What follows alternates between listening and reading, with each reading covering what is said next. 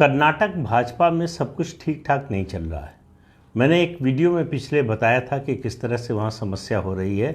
विधायक बगावत के मूड में है और बगावत ऐसे मुद्दे पर हो रही है जिस पर कतई नहीं होनी चाहिए। बगावत का मुद्दा जो है वो ये है कि 6 महीने से ज़्यादा हो गए विधानसभा चुनाव हुए, अभी तक न तो लीडर अपोजिशन चुना गया है, यानी विधायक दल का नेता कौन होगा, और न ही प्रदेश अध्यक्ष चुना गया है। आपको पता है कि चुनाव के बाद हार की जिम्मेदारी लेते हुए प्रदेश अध्यक्ष ने इस्तीफा दे दिया था। उसके बाद से प्रदेश अध्यक्ष का चुनाव नहीं हो रहा है, ना ही लीडर अपोजिशन का। तो विधायकों का कहना है कि हमारे लिए बड़ी एम्बेरसिंग सिचुएशन है। विपक्ष हमसे सवाल करता है कि नेता कौन है, तो असेंबली में हम नहीं जाएंगे। विंटर सेशन शुरू होने वाला दिसंबर में, उनका कहना है कि हम असेंबली में नहीं जाएंगे अगर लीडर अपोजिशन नियुक्त नहीं हुआ तो। ये शिकायत उन्होंने येदियुरप्पा से की। बेंगलोर की एक बैठक में, बेंगलोर के विधायकों की बैठक में वो आए थे, उसमें की। लेकिन एक नया डेवलपमेंट हो गया है। ये विधायकों के विद्रोह का, नाराज़गी का मुद्दा चल ही रहा था। उससे पहले से एक और मुद्दा चल रहा है। भारतीय जनता पार्टी ने जेडीएस से, यानी जनता दल सेकुलर जो है, एचडी देवेगौड़ा की जो पार्टी है, उससे अलायंस की घोषणा कर दी है लोकसभा चुनाव के लिए। और स्टेट पार्टी का कहना है कि स्टेट में किसी नेता से कंसल्ट नहीं किया गया, हमसे बातचीत नहीं की गई और दिल्ली में घोषणा कर दी गई। इससे नाराज़गी है। उनको लग रहा है कि इससे पार्टी को कुछ, मतलब पार्टी के नेता हैं भाजपा के, जो इनको लगता है कि जेडीएस से अलायंस का नुकसान होगा, कुछ लोगों को लगता है फ़ायदा होगा। केंद्रीय नेतृत्व को लगता है कि हमारी एक कमज़ोर कड़ी है, वोकालिगा समुदाय में हमारी पैठ नहीं है। अगर उस पैठ को बढ़ाना है, और जिस तरह से जेडीएस चल रही है वो ज़्यादा समय तक चलेगी नहीं, तो जेडीएस से अलायंस हमारे लिए फ़ायदेमंद हो सकता है। जेडीएस को भी ये अंदाज़ा हो गया विधानसभा चुनाव में कि मुस्लिम वोट उसे नहीं मिलेगा, इसलिए बीजेपी से अलायंस करने पर मुस्लिम वोट का नुकसान हो सकता है। ये डर उसके मन से निकल गया है।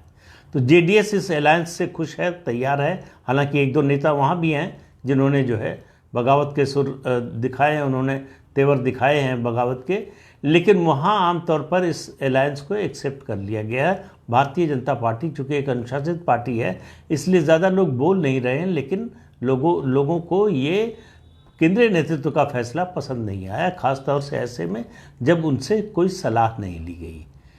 दूसरा जो बड़ी घटना हुई है कल, वो ये कि सदानंद गौड़ा का आपने नाम सुना होगा, केंद्र में मंत्री हैं और प्रदेश के मुख्यमंत्री रह चुके हैं, प्रदेश अध्यक्ष रह चुके हैं।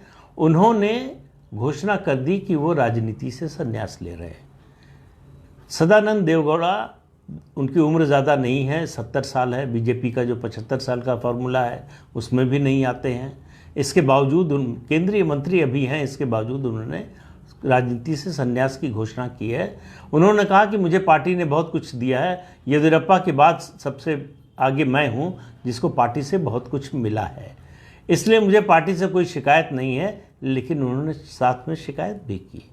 उन्होंने कहा कि जेडीएस से अलायंस जो है वो पार्टी के लिए ठीक नहीं है और बिना सलाह मशवरे के लिए किया गया, ये और बुरी बात है।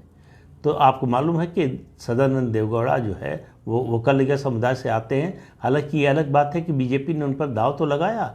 जब येदियुरप्पा ने पार्टी छोड़ी और मुख्यमंत्री पद से हटाए गए थे, उसके बाद बीजेपी को लगा कि वोकालिगा समुदाय में पैठ बढ़ाने के लिए इस समुदाय से नेता को उभारना चाहिए, तो सदानंद देवगौड़ा को पार्टी ने मुख्यमंत्री बनाया। सदानंद गौड़ा को, देवगौड़ा नहीं, माफ कीजिए, सदानंद गौड़ा को पार्टी ने मुख्यमंत्री बनाया।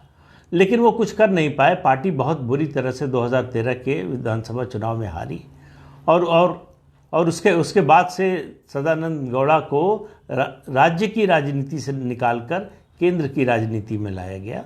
उनको केंद्र में मंत्री बनाया गया। पिछले 7 साल से नरेंद्र मोदी मंत्रिमंडल में सदानंद गौड़ा मंत्री हैं। इसके बावजूद, और ये भी चर्चा, वैसे देखिए बहुत सी चीज़ें होती हैं, चर्चाएं बहुत सारी होती हैं। ये भी चर्चा है कि शायद सदानंद गौड़ा को पार्टी इस बार लोकसभा का टिकट नहीं देने वाली थी। लेकिन क्या होने वाला था ये तो किसी को पता नहीं, क्या हुआ है ये सबको पता है। तो कर्नाटक भाजपा में मामला जो है दिन पर दिन बिगड़ता जा रहा है।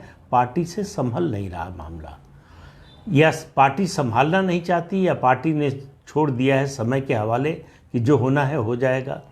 क्योंकि प्रदेश अध्यक्ष का चुनाव ना होना, नियुक्ति ना होना, और नेता प्रतिपक्ष की नियुक्ति ना होना, ये दोनों ऐसे ऐसे मुद्दे हैं जिसके लिए कोई जो है वो रेफरेंडम की ज़रूरत या ये जो है जन भावना लोगों की जानने की ज़रूरत नहीं है। ये पार्टी के संगठन का शीर्ष नेतृत्व का फैसला होता है, विधायकों से कंसल्ट करके, पार्टी संगठन के दूसरे पदाधिकारियों से कंसल्ट करके इसका फैसला होता है। लेकिन अभी तक पार्टी 6 महीने में ये फैसला नहीं ले पाई है।